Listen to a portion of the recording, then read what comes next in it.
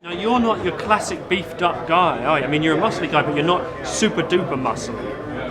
How does that work as a wrestler? I've killed men for lesser than that. Oh, no. Yeah.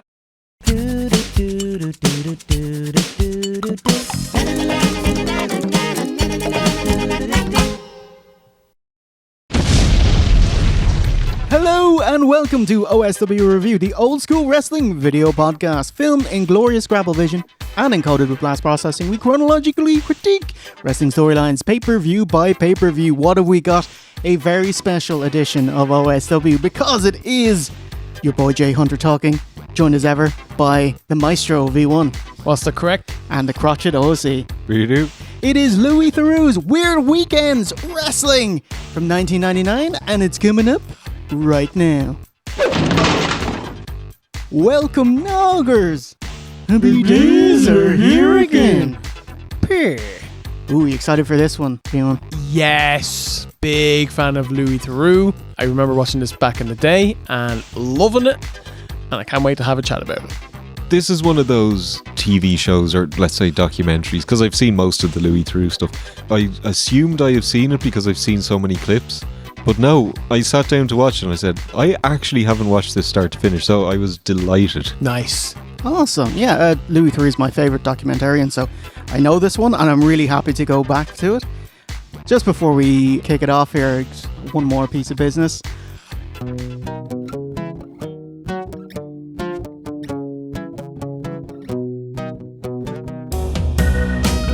Another day, another dollar. Another dollar, another OSW tattoo. Holy shit. I love it. Holy shit. That is really nice. It's really good, isn't it? The detail, the deets.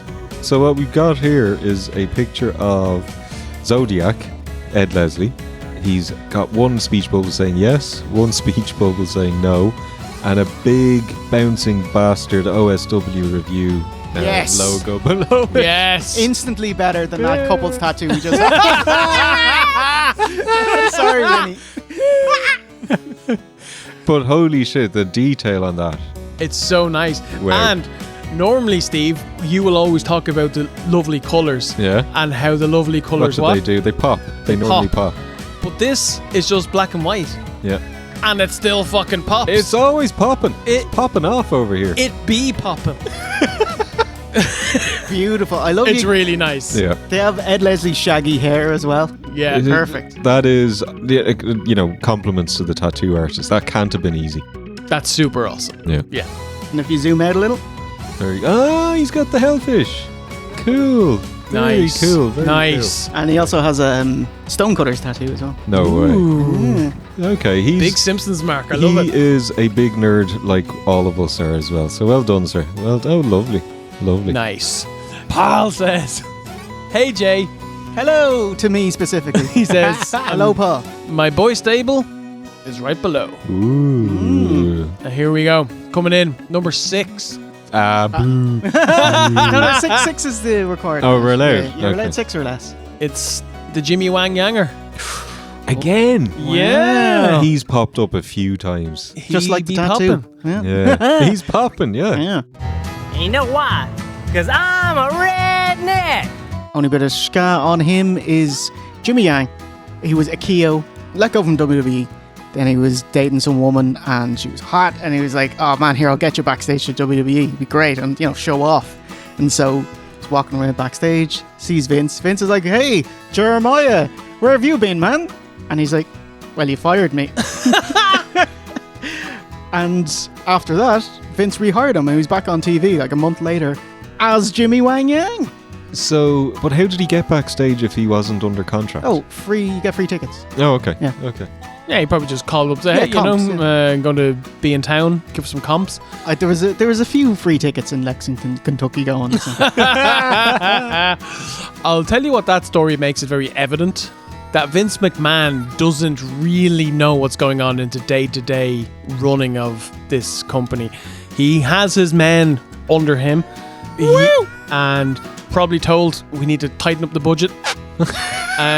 JR or Johnny Ace or whomever it was They're not very tight. sacked people, and Vince probably didn't have a clue. Yeah. Number 5, I'm the boogeyman. Coming to get you. This is a rough. This guy loved SmackDown 2006, didn't he? Like, Oh, you Yeah, are yeah, gonna see Jesus. this, yeah. Oh, okay. rough era. Remember your man Marty Wright? Okay. He tried out for Tough Enough, and he was Tough Enough 4, by the Yeah. way. The one on the beach with The Miz Yeah. and Skip Sheffield. Yeah. So he was cutting a promo in the ring, and they're like, actually, hang on, how old are you? 30. How old are you? 30. How old are you? 30. Don't lie to me. 30. Brooklyn. And what does your driver's license say? 40. And I'll tell you something about the young kids today you could learn. And he tries to cut a promo and move past, and they're like, no, you're cut. You're out. Get out. We don't. If there's one thing we can't stand in WWE, it's lying. Did they say that? Yes, Splicey. Oh, that's hilarious. God bless them. Yeah. How old are you? 30. How old are you? 30. Don't lie to us. How old are you? 30. You lying to us? 30. What's your license say? 30. What does your birthday say in your license? My birthday says... Read it to me. 7/15/64. That's right, I am 40. That's right, and just to prove to you young bucks, as I did today and yesterday. Marty, I think you're a tremendous athlete. You look great. We can't stand lying. It's one thing we don't have. You're cut. We're the workers. We don't like to be worked, Marty. Yeah, but obviously he got rehired, and He got hired, later that year. yeah, and to be fair to him, very charismatic man. Had everything except for the ability to go out there and wrestle. I can't believe he didn't get like a WWE Films. Yeah. You know? Yeah. Number 3, Steve, your psychic, What? Oh. Pirate Paul Burchill. Oh my God. Boy! Oh my Again. God. Has he watched wrestling before or since that general year? I feel like Finley's going to pop up Yeah, here. or Dave Taylor. It's all coming. Pirate Paul Burchill. You know how much the pirate gimmick I thought was terrible outside of wrestling. Everywhere Johnny Depp did a thing, and then everyone, including you two, got on board with it, and I never understood what was funny about it. And my God, Paul Burchill was so talented, such a brilliant wrestler, and they got lumped with that. And then he got lumped with another shit gimmick. What a waste. What a fucking waste. Commander Norrington's there, and he says, "You're without a doubt the worst wrestler I've ever heard of. But you have heard of me." All right, number 3, James Ellsworth. Oh, that's way later. Okay. Way later. So he watched wrestling in 2 periods. Do you know, I quite like his gimmick is that he looks so bad that it's actually a gimmick and it's quite funny, and let's put him on TV for the worst looking guy, like a new age Goldberg. He's like the modern day Jimmy Del Rey. Is a man who's so ugly it made him money. He's quite cretinous, all right. He is. I love his schmiglig chin dealie he's got there, and Chris Jericho would call him Chintz McMahon. Nice. Yeah, okay, Do cool. you remember the name of his super kick? It was the no chin music. It's very wonderful. funny. It's clever. That's very funny. Number 2.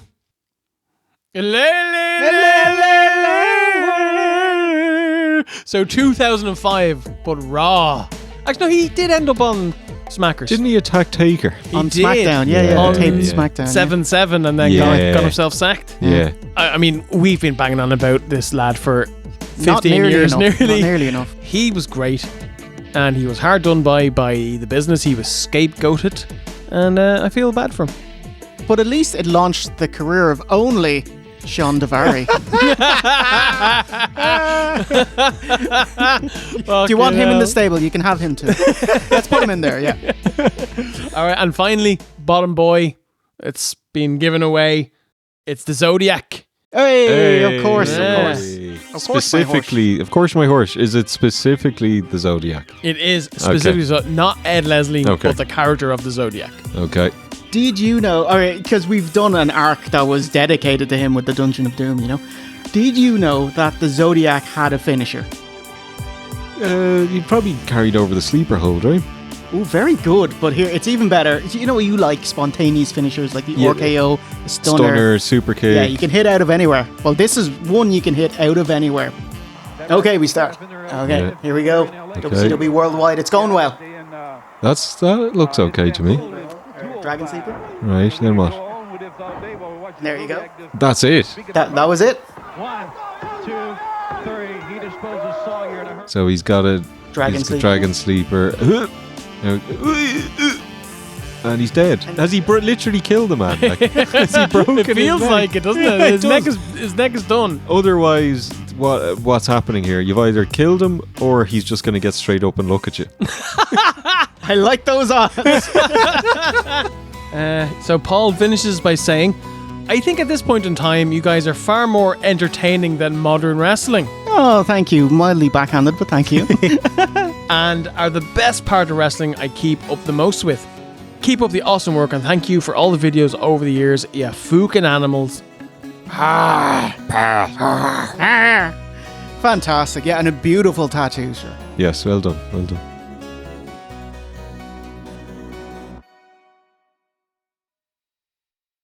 Louis Theroux Retrospective. Yeah, Louis Theroux, my favourite documentarian. A stuffy but well-meaning gentleman from South London. Born in 1970 into the biz, his dad, Paul Theroux, was a noted travel writer, meaning travelling and documenting your experiences with the people you meet and all that was the done thing in his household. And is cousin to Justin Theroux, director and collaborator with David Lynch, for example on Mulholland Drive, and acted in the Beetlejuice sequel in 2024. And wasn't he married to Jennifer Aniston at one point? I think, maybe. He got Brad Pitt sloppy seconds. Theroux was a journo and writer for various newspapers and magazines and got a gig doing segments for Michael Moore's TV Nation series. Well, Michael Moore must be the early 90s then. This is the story of Ray Barnes, forensic investigator. Hello. Which was a mix of humour and journalism about various aspects of culture, which would suit Theroux perfectly. He'd make his own brand of this called Weird Weekends, which we're watching tonight. That's actually what we call a CE5, a close encounter of the fifth kind. But the fifth kind, that's two above. Just in general, this is my favourite era of Louis, as he's pretty easygoing. He throws himself into silly situations.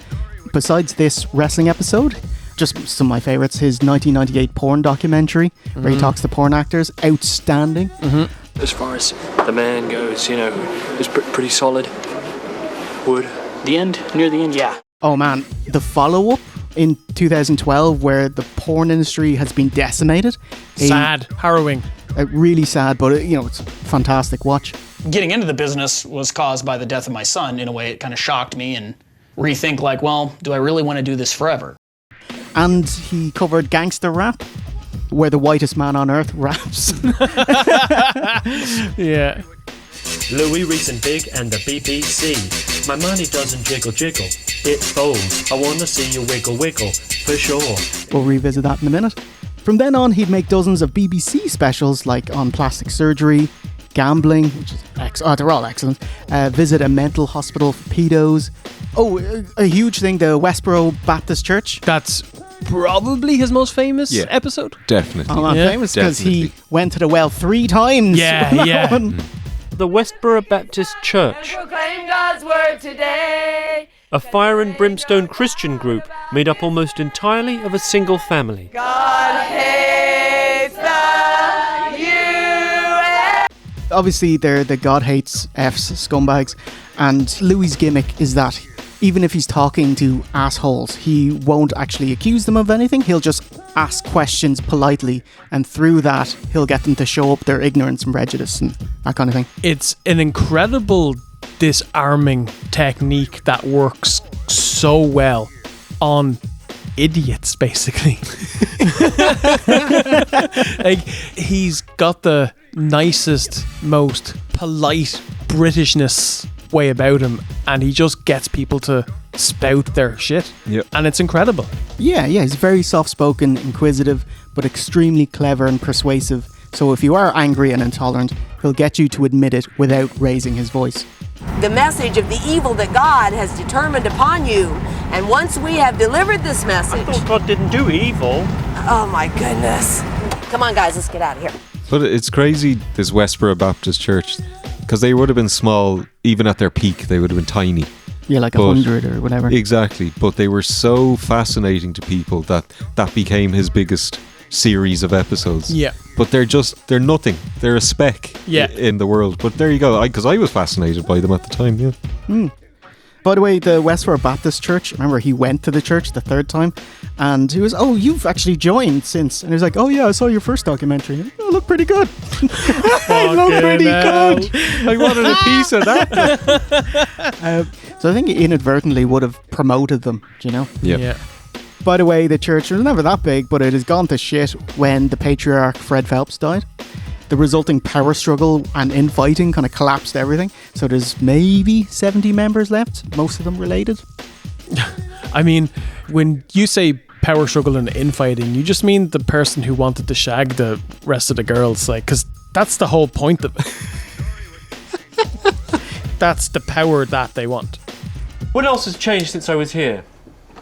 Well, except for the fact that we run faster, we're way clearer, we're smaller, which is job security for all of the rest of us that are here. I always think of the episode of Weird Weekends where Louis went to the neo-Nazis and he was chatting to one of the guys in his garage, and Louis was just chatting to him and he said, "What have I told you that I was a Jew?" And your man was really nice to him for the whole time, and then you could see his face change. Yeah. And you can see him beginning to doubt and going, are you?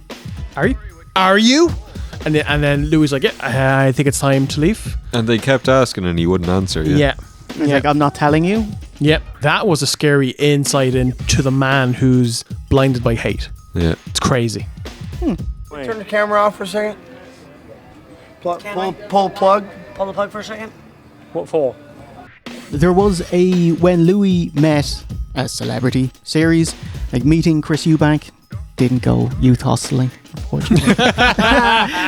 or he doesn't meet a celebrity, like he had a documentary about losing out, getting to interview Michael Jackson. That was brilliant. Fucking Martin Bashir got that, didn't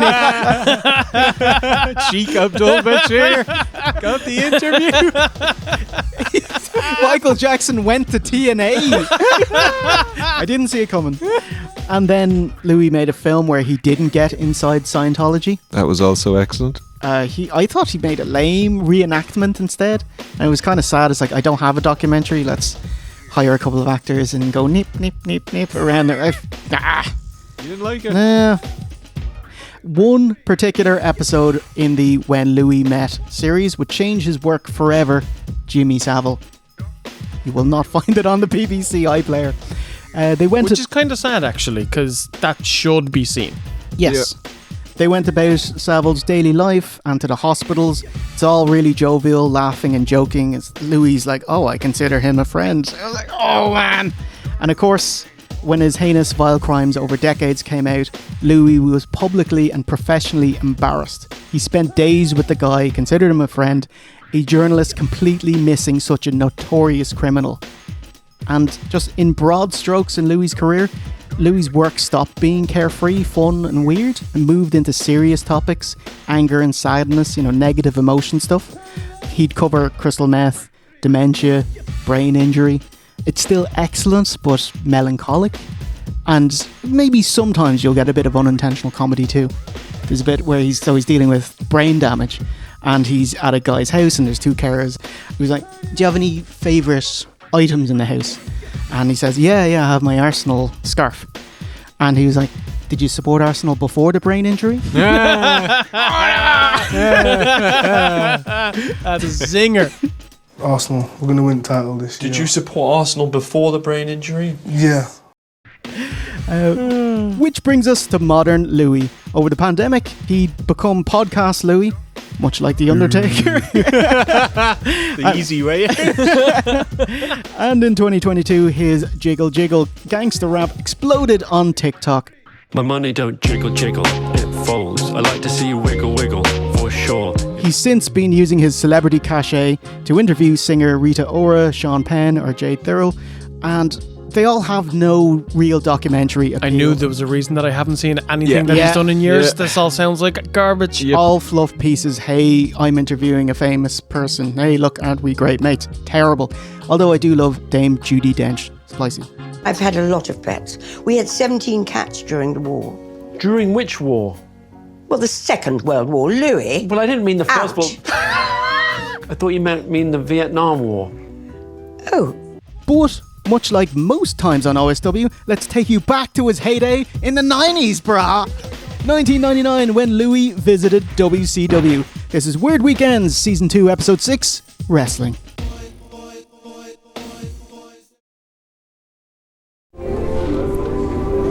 Where are we filming? How you doing? BBC Two. How's it going, Louis? BBC Two for what?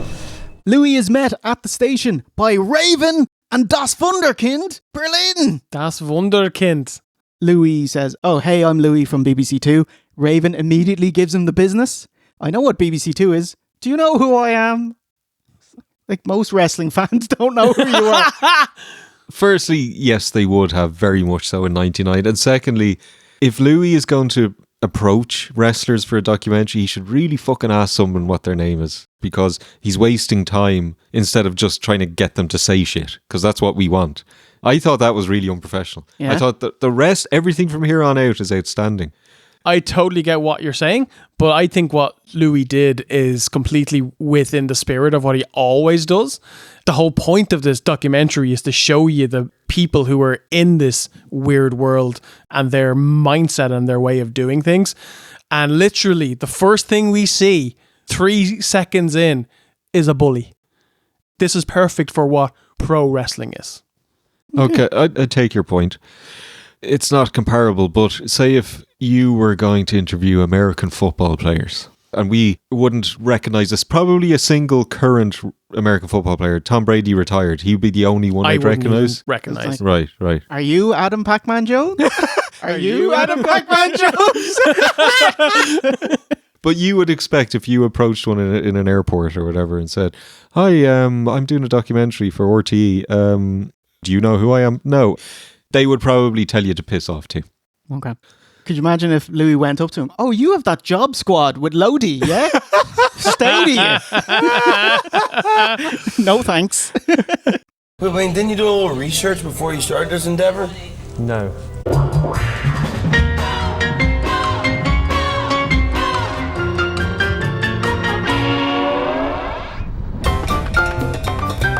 We get a voiceover, Louis telling us he's investigating America's most popular sport that isn't really a sport. Where? In the WCW. All right, brah. With Finley! Yes! The first wrestler at the arena. I marked out Bart Simpson Finley. And he gets shuffled off to backstage. But it's not just a wrestling event. You need to think about this as rock and roll with muscles, okay? You need to think about this Melrose Place and spandex. You know what I'm talking about? Seriously? Oh, yeah.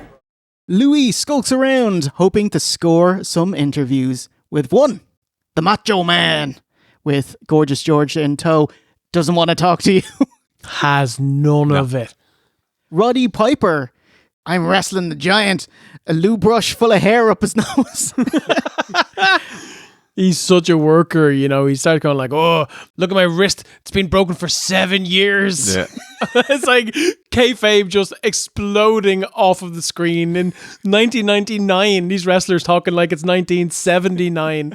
The most protective of the business carnies you'll ever see, and I loving it. And if they fuse it, it'll disturb my bagpipe playing. I thought this was the best 3 minutes of the documentary. I grossly underappreciated this man 30 odd years ago. But my God, he's so good. He's 44, I think he said he was at this stage.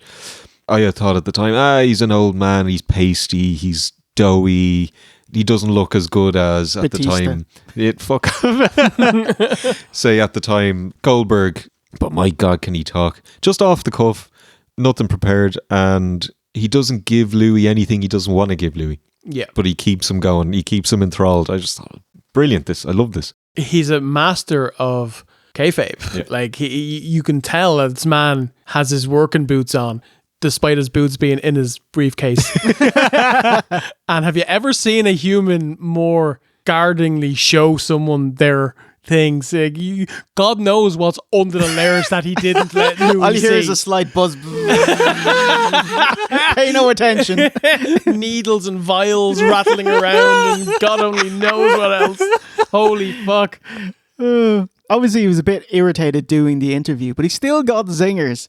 Louis asks, "Hey, you're big, but you're not super duper muscly. You're not that muscly, yeah." I've killed men for lesser than that. Oh, no. Yeah. Well. Turn around, it's Berlin, who's debuting tonight, which dates the show, April 19th, 1999. Oh, no, my bad, he's not Berlin. I'm no longer Alex Wright. I'm... Alexander Wright? Oh my God. Oh, you suck. That's Wunderkind. I am no longer Steve Rowe. I'm Steven. Brilliant. Achtung, Achtung, hier ist Alexander Wright. Excellent. Thank you very much. Hey, thank you. Do you know, did he debut on this Nitro? He did, kind of. He was shown in the front row of the crowd like twice. But did they acknowledge that it's Alex Wright? Yeah, they're like, oh, I know him. That's Alex Wright. Oh, but he looks different. Oh, I wonder what's happened to him, kind of thing. He's lengthened his name. Yeah. He's going by his birth cert. Theroux makes a beeline for Goldberg. But I was like, if there's Virgil, you're missing him. Don't let him get away. Where was the Herald? Where was the Silver Surfer announcing that Virgil was there? And would you like to get a photo? For Pay $30. $10. Just corners Matt McMuscles for 20 minutes inside of Popeyes. Sorry, did Goldberg spit on the floor? He did, yeah. Yeah. You're in a corridor, my It's friend. like a raging bull. Because the camera was there, he turned it on. Because kayfabe was real. Put an outsider near a wrestler at this time frame, and they just turned it on immediately. All you see is Virgil's heralds walking past and he slips. Who spat on the ground? I will say, in the grand scheme of the big name wrestlers that Louis talked to, I thought Goldberg seemed like he was a nice lad. Like, he actually answered a question, and he didn't kayfabe him too much. Yeah, and me being the only person here that's met Goldberg, he did seem like a nice lad. There we go. When did you meet Goldberg? When I met Christian. Is that the same time as Virgil? Yeah, same day. Now, I say I met Goldberg, but I didn't... Goldberg met OSC. No, I didn't queue up to pay him $50 for a photograph, but I gave him my best wishes. But that's just as good. From afar. But he was just so pleasant, when he walked in, and that was what most people were there for. But he walked in, and like the first thing he did, there was some young kids, there were some disabled fans, and the first thing he did was walk up and talk to them, and I just thought he seemed like a really nice guy. Yeah, anyway. okay. Yeah, it's nice. Louis asks Goldberg, is there a wrestling school? And Goldberg sees an exit, quickly directs him to Sarge, the drill sergeant for WCW's Powerplant. Louis asks Sarge if he can come visit the Powerplant. Yes, sir. You're more than welcome. I'll be glad to put you through the paces. It was nearly showtime, my very first professional wrestling event.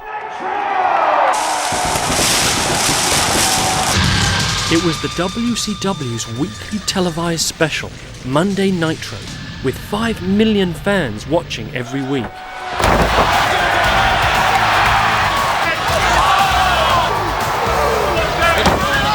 Pretty quickly it became clear it wasn't totally real, at least not in the Olympic sense. At one point, my friend Rowdy Roddy Piper helped a seemingly injured wrestler to an ambulance, which was then revealed to be bound for a mental hospital.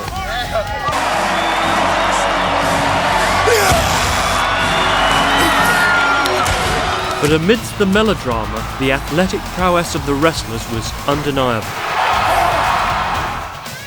Louis stays and watches the Nitro, and we see it's the post-logo rebranding. So I was like, oh wow, we are in dying days, WCW. What is Piper doing? Oh hey, look, ensuring Flair is sent packing in an ambulance to a mental hospital. Any good Piper stuff on the show? I mean, Piper and Flair come out and they have a long promo, like a 20-minute promo segment. Oh, by the way, I made Steve watch Nitro politely. Wow, Nice. shock horror. Yeah. A 3-hour Nitro. Of course, At this point, they was a hadn't bargain. gone back. They bark back and forth for like 20 plus minutes. Like, it's entertaining. The crux of the story is David Flair has gotten his dad to sign a form. It's a secret admission form to the Mental Institute.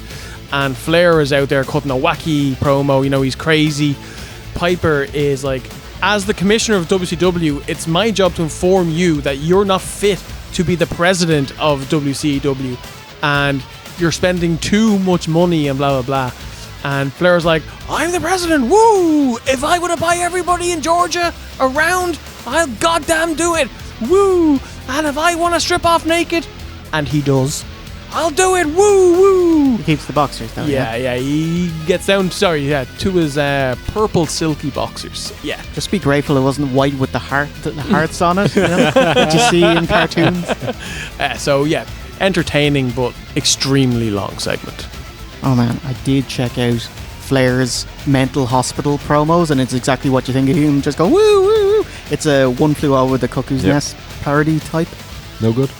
The terrible. Oh my god! But they're short. One fun thing: the nurse there says, "Everyone behave, or else no Nitro for you." That's great. No Nitro tonight. I'm sorry. And then we have the inciting incident of the documentary. After Nitro, Louis queries Sarge about booking. Politely, you know, when you get in the ring, how do you know what moves you'll do? Sarge replies, I don't know what you're talking about. Kayfabe. Stonewalled him.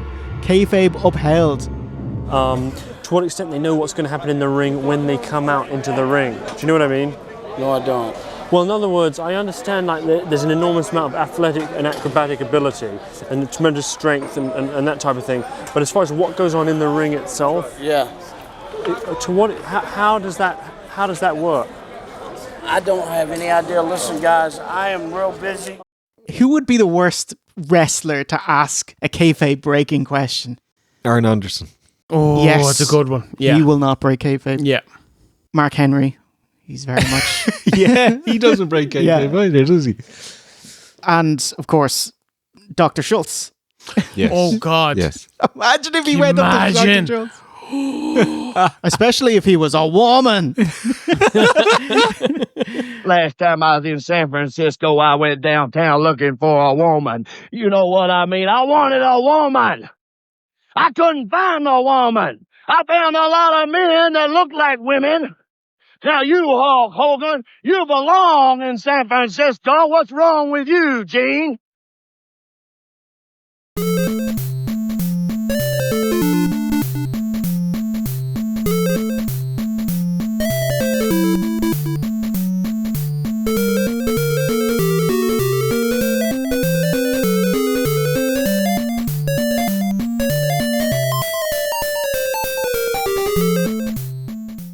Awaiting my date with Sarge, a lead took me to North Carolina and a wrestling troupe called the AIWF. Kayfabe upheld, but thankfully, AIWF's Dean Puckett will break kayfabe. Dean is the promoter and wrestler of the American Independent Wrestling Federation out of North Kakalaki, sporting a glorious mullet. We are on the verge of hitting a new millennia. Almost to the year 2000, and this man dressing like it's 1984. Love it.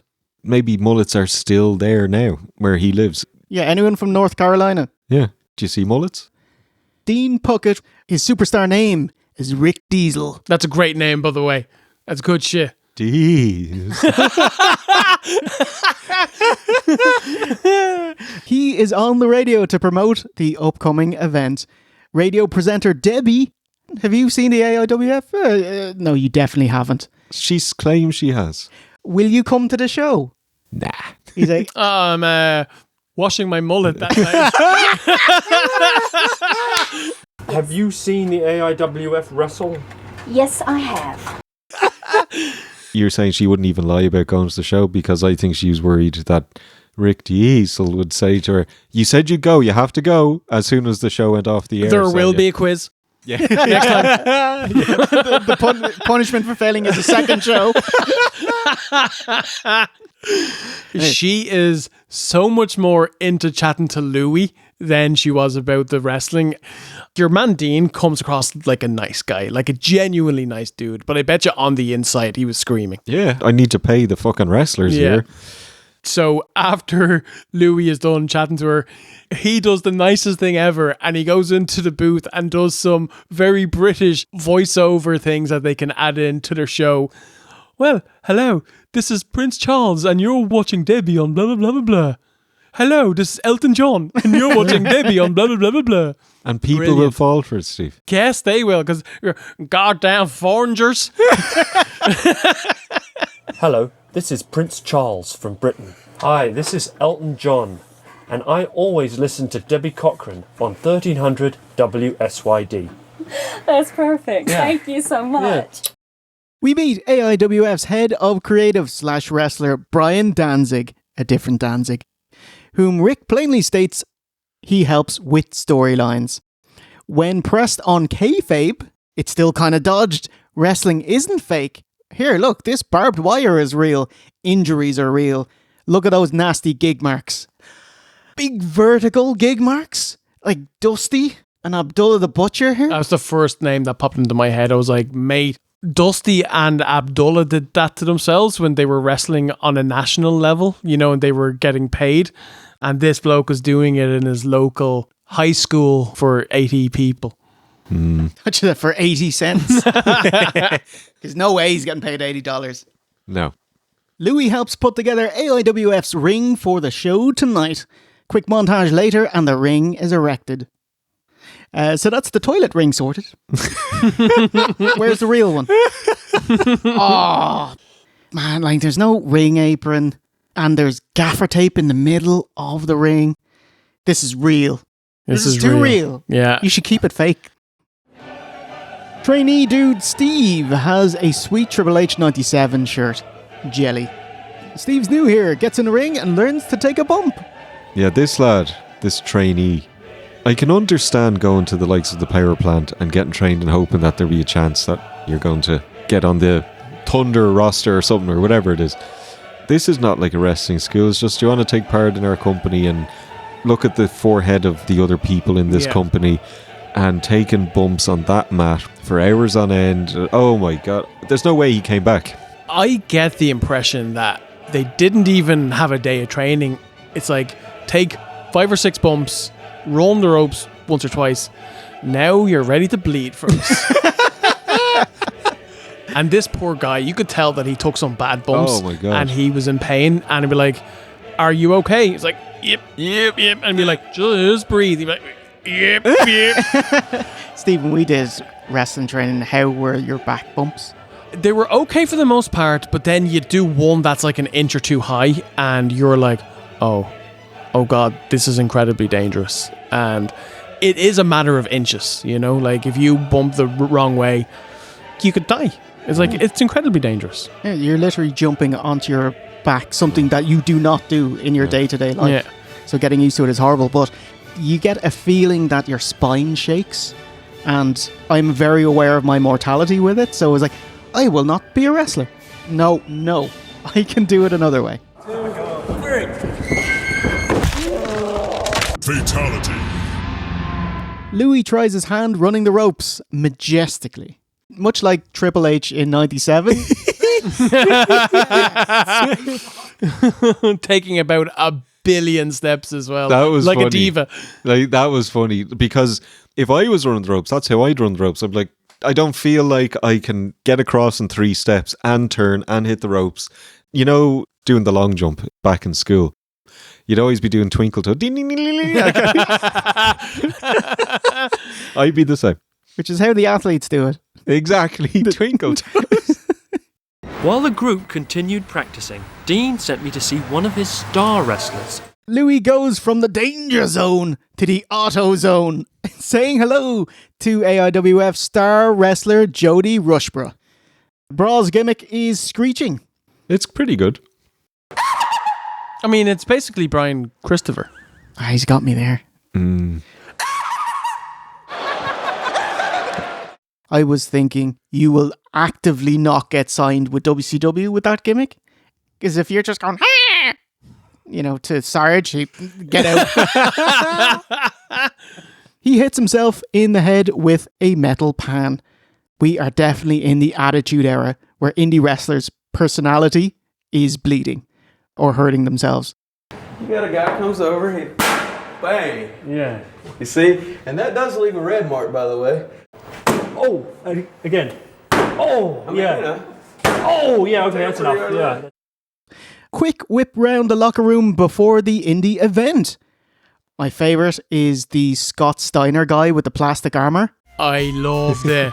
That's the indie wrestling that I can get behind. Yeah. Oh, yeah. I mean, that guy, to look that way, because Scott Steiner looks ridiculous. Yeah. He gets away with it because he's a multimillionaire on national TV. This guy has to go to work like that. in the plastic armour. Scott Shiter. Hey. Louis talking to the AIWF lads. And, he says, hey, so, would your ultimate goal be to make it to the big time, to go to, the WCW? The lads are like, no, we'd never want that because we'd lose our creative license. That's a smart worker answer for someone who knows they could never make it. Yep.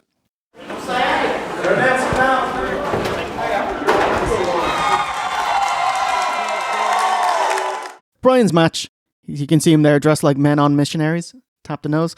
Starts wrestling normally enough. Quickly deteriorates into a hardcore bout. Breaks the bottom rope. Yeah. Oh, lads. In the aftermath, we see a shot of all the blood drops on the floor. Gross.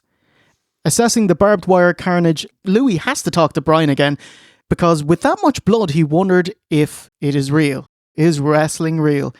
And then Brian shows Louis the blade. Yeah. Here's how I gigged. And I was thinking, it's a good thing they didn't hire Excalibur to commentate for this match. Because he's like, Mux, what you got in your hand there? He reached for something in his pocket. It was the blade. Fucking hell. Moxley digging in his pocket, yeah. Little something. Watching Louis talking to Brian post-match, you could see the kind of drug aspect of what wrestling is, because he is high as a kite, just on being out there and performing. Louis asking him what he's gonna do later, and he's so kind of hopped up that he can't even think about what food he's gonna order or anything. And I was just, whoa, that's crazy. Imagine how big that high is in front of tens of thousands of fans. He does eventually give Louis an answer what he wants to eat. A ham and egg omelette. You're a literal ham and egger. Yes. What are you going to have? Ham and egg omelet. Of course, egg. And now ham and cheese omelet. AIWF's next pay-per-view is Extreme Contact, and Louis asks if there's gonna be more blood, as it's quite off-putting. And Rick Diesel says, sorry man, we're a hardcore indie fed, so yeah. Yeah, 1999 with ECW and all that. You would have to think the vast majority of indie feds all around the country are going to be doing the same shit with barbed wire and all that. Yeah. Where would we have fitted into that as wrestling fans in 99? Oh, right. Because I was thinking we are not taking any of the bumps and we're not doing any hardcore wrestling. No, but say... As a fan. Because, I did enjoy some of the violent stuff, but I also wouldn't want all the violent stuff. Yeah. I enjoyed the WWF cleaned up violent stuff. And whenever I watched ECW, I liked Rob Van Dam, I liked Jerry Lynn, I liked Lance Storm, I liked Super Crazy, Ray. Cronus. Cronus, of course. But then when I got to the Ian and Axel Rottens and the Sandmans and that silly type shit, of stuff, I hated that. I hated it. And we hadn't gotten to the early 2000s when the Ring of Honor indie wrestling came about yet. So, yeah, man, I don't think I could have been an indie wrestling fan back in this day. No. That's good that WWF and WCW were white hot in 99. Yep.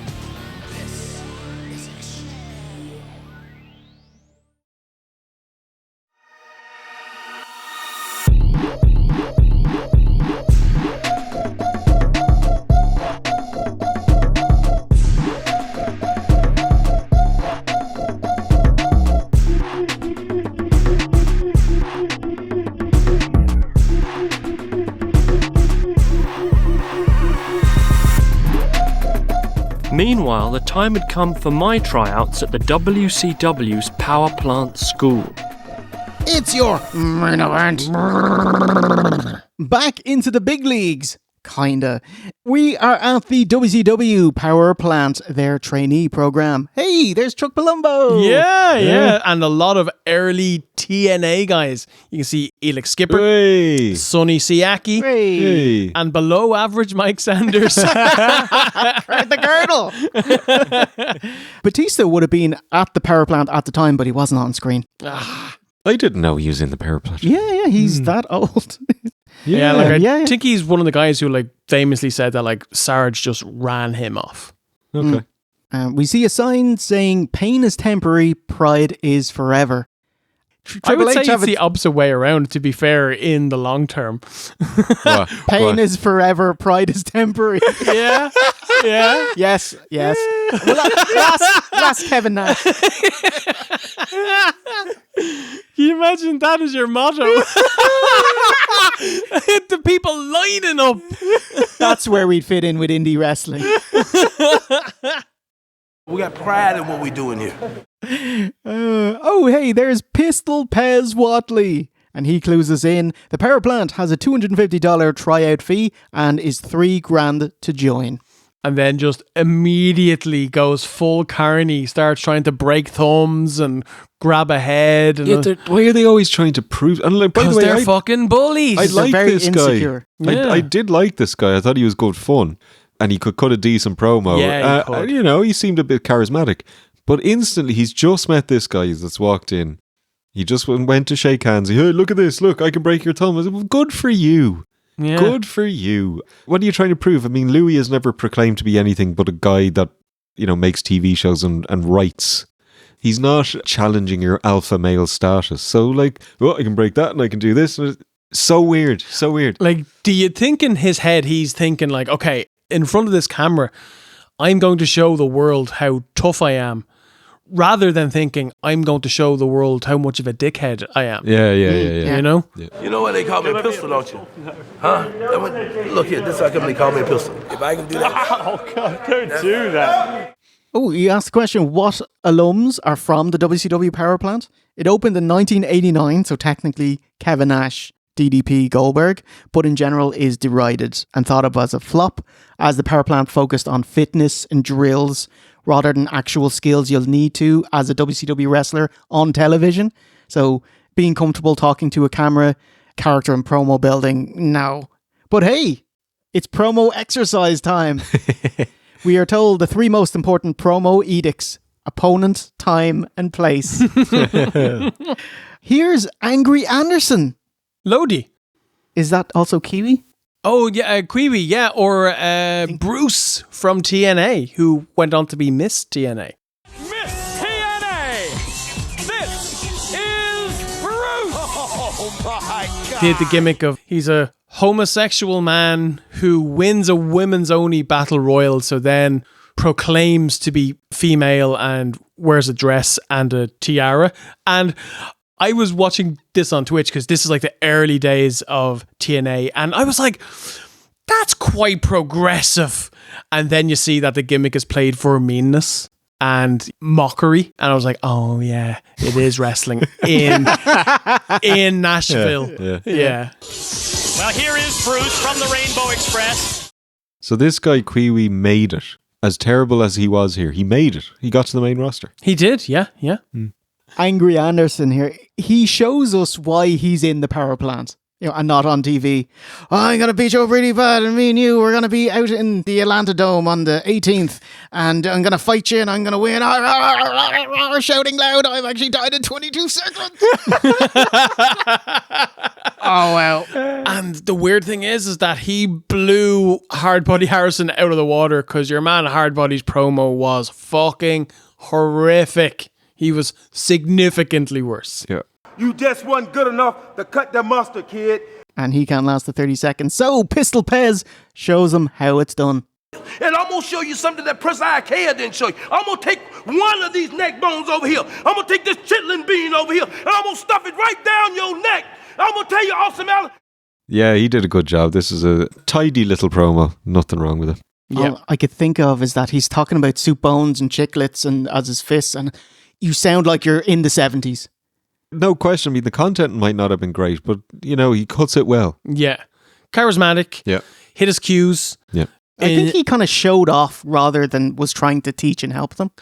Do you know? Probably, but that does fit in with what we've seen of his character, you know, with the thumb and the headlock and everything. Is definitely an insecure man, way past his prime, trying to get that feeling of being in his prime again by belittling people who he sees as under him.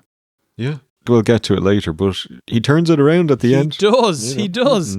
And Louis takes a stab at it and shows them all how it's done. Waldo! What? Which, do you think Louis knew that was where's Wally? 100%. Yeah? Okay. Yes. Because he's the fucking ringer for Wally. He's the absolute ringer for him.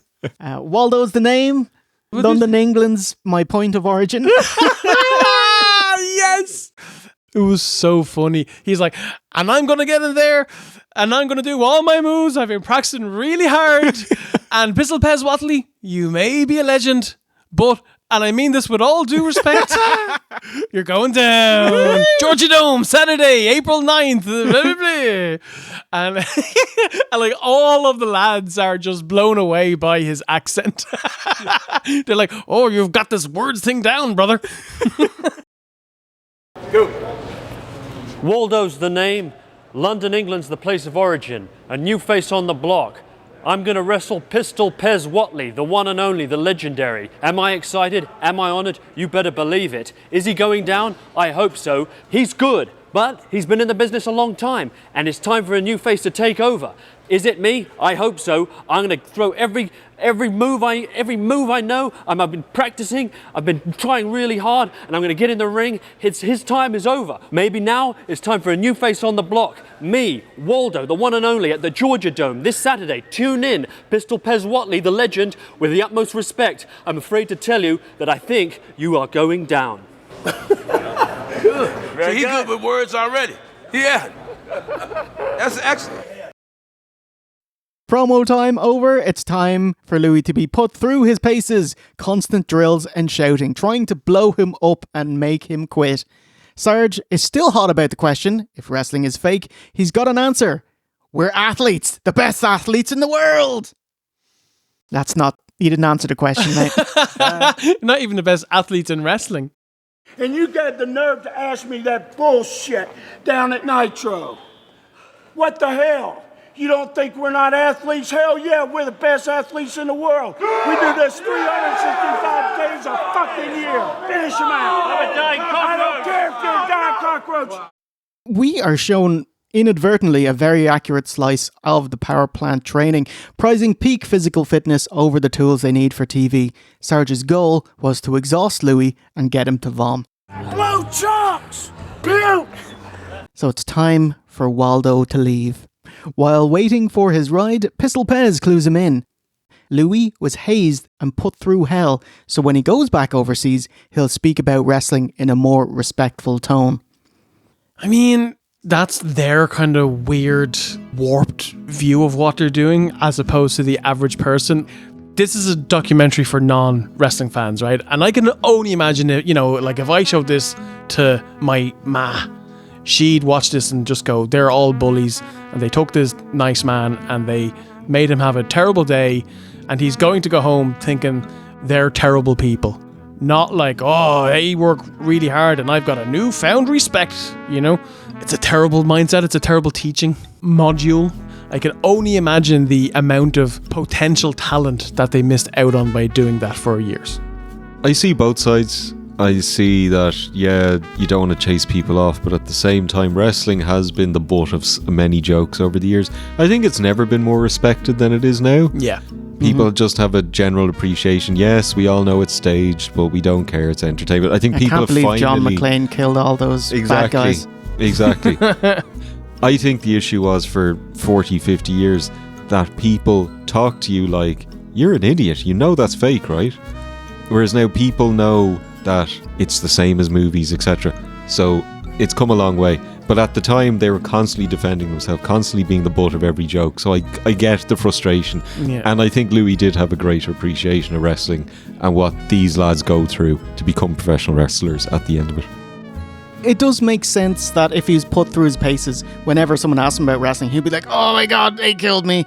And oh, hey, these are crazy athletes. You know, I can't do what they do. So maybe that was the hope. We do get a voiceover by Louis leaving WCW. I wasn't sure what I experienced. I was just glad it was over.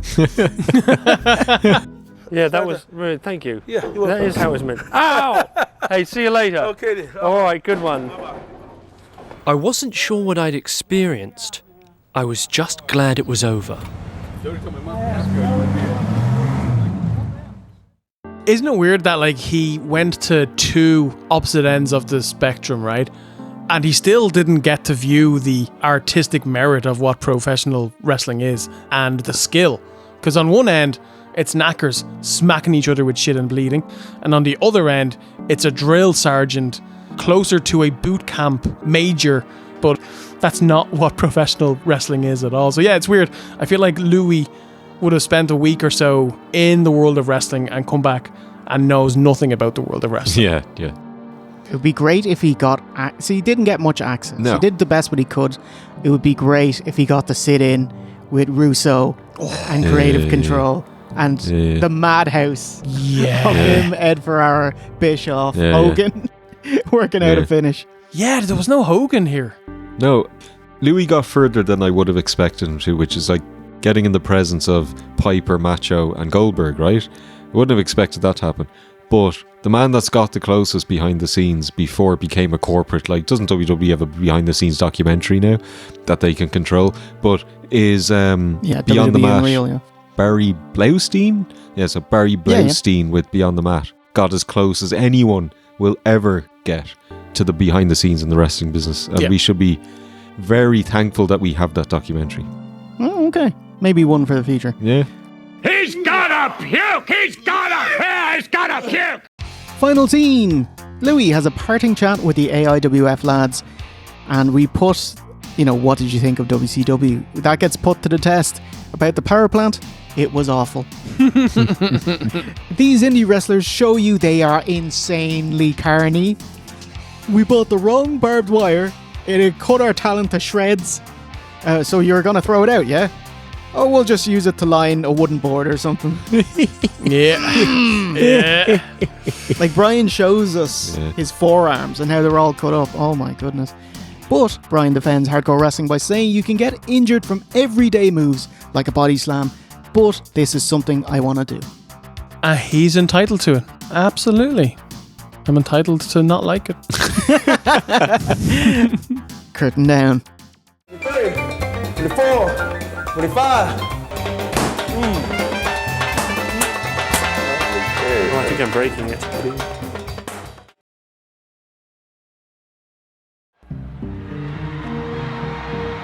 Yeah. What did you think of Weird Weekends Wrestling? It was everything I wanted it to be. I wanted more access for Louis, but for 48 minutes, he ticked quite a few of the boxes. A lot of nostalgia there for like 99. Not that I was watching WCW in 99, but that kind of how hot it was and how everyone wanted to do it. Even the crowd in the gym. I was thinking now, maybe 3 or 4 people in that crowd. At the time, there was probably 50, 60, maybe even more people in the crowd. And that would have been nearly every school gym around America on a Saturday night. Yeah. It would have had people watching this in these indie feds. So what a time for wrestling. We'll never get it again. It was amazing. And Louis' great.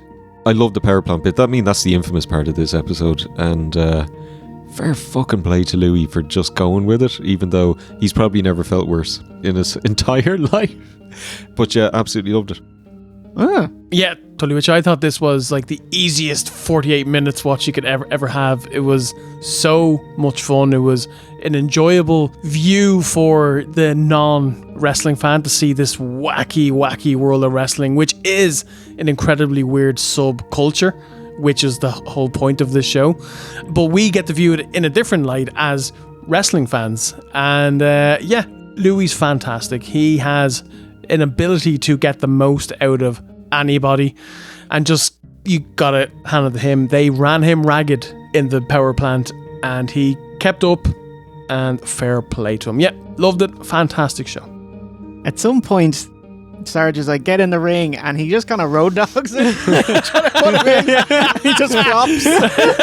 Yes.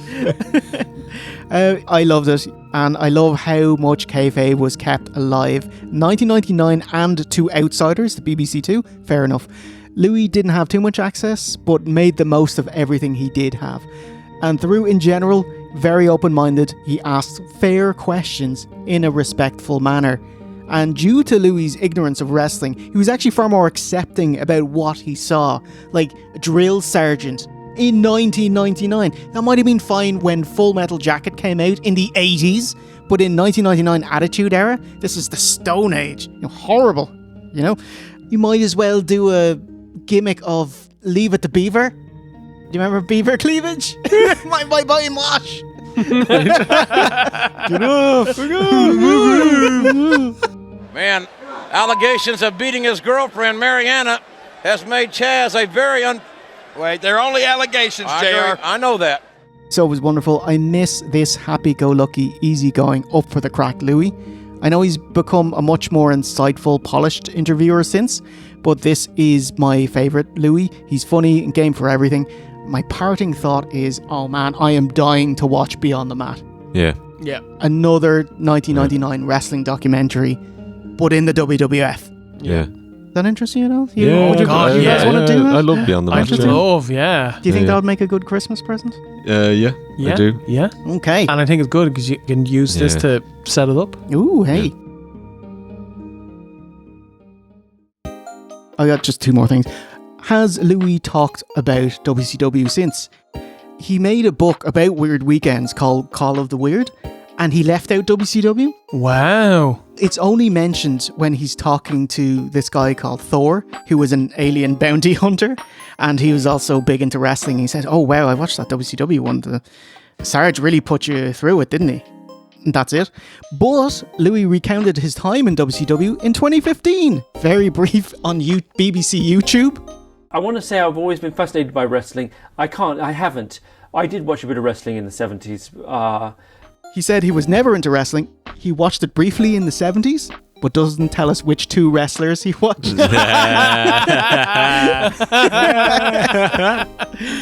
Saying that they were at the end of the series and they didn't have much else on the slate except for this wrestling thing. And the WCW episode went from not expecting much to this is one of the best, stemming from him naively asking about wrestling choreography / planning. And then he's kind of turns and, is that okay to say now? Am I going to get into trouble? Yeah. That's so funny. Yeah. Because I understood that it was choreographed. I don't even know, is it controversial to say that now? I mean, I don't know. Maybe it is. I hope I'm not going to get into more trouble.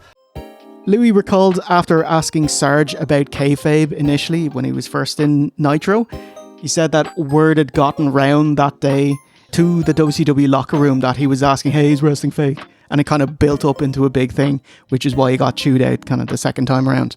But there you go. It's an amazing, weird sort of testosterone-fueled kind of mob psychology. Quickie bit of where are they now? Where is Waldo? Yeah. Debbie from the radio station became mayor of Mount Airy and ran for lieutenant governor of North Carolina. Fair play. I'd say about 98% of that is due to Elton John and Prince Charles. The endorsement. That's it. The head Powerplant trainer, Sergeant Buddy Lee Parker, by 99, his pay-per-view days were well over, but was on Nitro May 17th, 99, submitting to David Flair. Wow.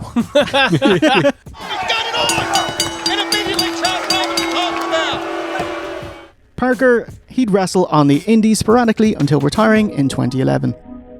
Trainer Pistol Pez Watley passed away at 54 from a heart attack back in 2005. Oh. Trainee Awesome Angry Allen. Kwee joined WCW's main roster in 99 as a flamboyant homosexual in pink, given the name Kwee, accompanied by his manager, Booker T's wife, Charmel, known as... Think of any northern politicians that might have shown up in OSW? That's Ian Paisley. Parsley. Parsley. And this angry Alan gimmick, you know, I'm getting really angry, and that would be part of his shtick. Paisley with Wee-wee. Other trainee Hardbody Harrison, currently serving life in prison for sex trafficking and forced labour. Shit. What about the indie lads? The AIWF is still going today. Fuck off. Jesus. Is it still the most hardcore promotion in North America? You can't prove different. It's probably the only hardcore promotion in North America. Darby Allin dying to join them. And although Brian has retired, Rick Diesel is still in charge. No way. Yeah. Do you have a little picture of him? Well, you know, here's his federation. Okay. There we go. Diesel. And what about Louis? He is still making documentaries. Louis Theroux's Weird Weekend is available in your local CEX. £1 or €6. It's season 2, the blue one. You can pick that up, or you can buy it on Amazon Prime, or streaming for free on the iPlayer with a VPN near you. I tried VPN with the BBC. It never works. It won't work on your app on a tablet or a telly, but if you do it on a computer, it'll work. Okay, yeah, let's take it home. Did you enjoy that, talking about Weird Weekends? I had an absolute blast. I loved it. I thought it was such a fun show. Louis Theroux's great. The insight into the wrestling business was fun for both a fan and a non-fan. And yeah, I absolutely enjoyed it. Yeah, what do you think, man? Yeah, fantastic. Was really looking forward to doing it, and it didn't disappoint. Yeah, Weird Weekends is great. He has another one where he does the bodybuilding subculture. And, you know, just like wrestling gives out, oh, is it fake? The bodybuilders get really pissy. Steroids. Are you on steroids? That's so weird because now they're completely open about it. Right. It's totally changed because they can't lie about it. Like, the state of, I know. When I say the state of them, it means that they've gone so full circle. They're so big that they're like aliens now, you know? It's a preposterous size. Yeah, it's you crazy. Couldn't achieve naturally, even if you spent 12 hours in a gym. And you can't lie about it. They do have 2 different types of bodybuilding pageants. I don't know the term for it. You know, the steroid one. Well, no, the miscellaneous mystery box one and natural. So you can join the natural one. Natty. And I'm not saying this is unnatural, but draw your own conclusion. But you're not winning that one. Yeah, love doing this documentary. And yes, can't wait to do Beyond the Mat. Oh, I haven't seen it in a while. I'm dying to watch it. Okay, I think we've just figured out our Christmas vision. Only 90 minutes as well. OOC. So that leaves us just enough time to hot dog about Patreon by saying, if you enjoy what we're doing, you want us to feed us some Reese's Halloween bars, some Club Milk, not bad, get one of those. You can keep us swimming in chocolate bars, greasy at that, by dropping us a fin at noggeru.oswreview.com. And you can watch over 140 episodes of OSW right here for free on YouTube at youtube.com/@OSW. Steve, you're a pro. I've learned it. Look at that. Well done, Steve. 14 and a half years into the business. Boom. Has learned 2 things. So it's a goodbye from V1. Take a boo. OSE. And myself, the 2.5-time Golden Nogger Award winner, Jay Hunter. And remember, a winner is you.